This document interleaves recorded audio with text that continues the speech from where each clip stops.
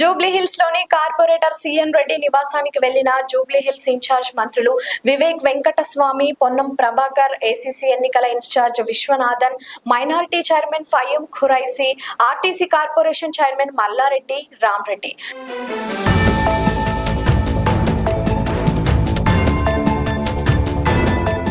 జూబ్లీహిల్స్ ఉప ఎన్నికల్లో టికెట్ ఆశించిన సీఎన్ రెడ్డి గారితో మాట్లాడిన మంత్రి వివేక్ వెంకటస్వామి గారు మాట్లాడుతూ కాంగ్రెస్ పార్టీ జూబ్లీహిల్స్ లో నవీన్ యాదవ్ పేరు ప్రకటించడం జరిగింది.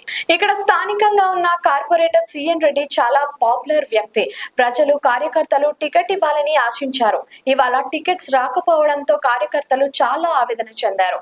మేము చాలా రోజుల నుంచి సీఎన్ రెడ్డి గారితో పనిచేస్తున్నాం. సీఎన్ రెడ్డి మంచి నాయకుడు. కాంగ్రెస్ పార్టీ అభ్యర్థికి సపోర్ట్ ఇవ్వాలని కోరాం.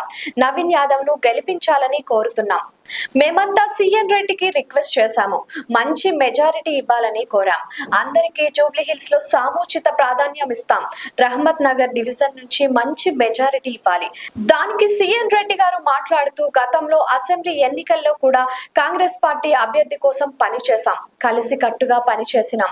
ఆ రోజు కాంగ్రెస్ పార్టీకి 25,000 మెజారిటీ ఇవ్వడం జరిగింది. ఇన్ఛార్జి మంత్రుల సహకారంతో జూబ్లీహిల్స్ లో దశాబ్దాలుగా పెండింగ్ లో ఉన్న పనులు చేయించడం జరిగింది. కాంగ్రెస్ ప్రజా పాలనలో మంత్రులు చెప్పినట్లు నియోజకవర్గంలో చిన్న చిన్న విభేదాలు ఉన్నా పక్కన పెట్టి కాంగ్రెస్ జెండా ఎగరవేస్తాం. మేమంతా సామాన్య కార్యకర్తలుగా అభ్యర్థి నవీన్ యాదవ్ గెలుపు కోసం పనిచేస్తాం. అభ్యర్థి నవీన్ అన్నను గెలిపించుకుంటాం. 10 ఏళ్ల కంటే ఈ 2 ఏళ్లలో జరిగిన అభివృద్ధి ఎక్కువ.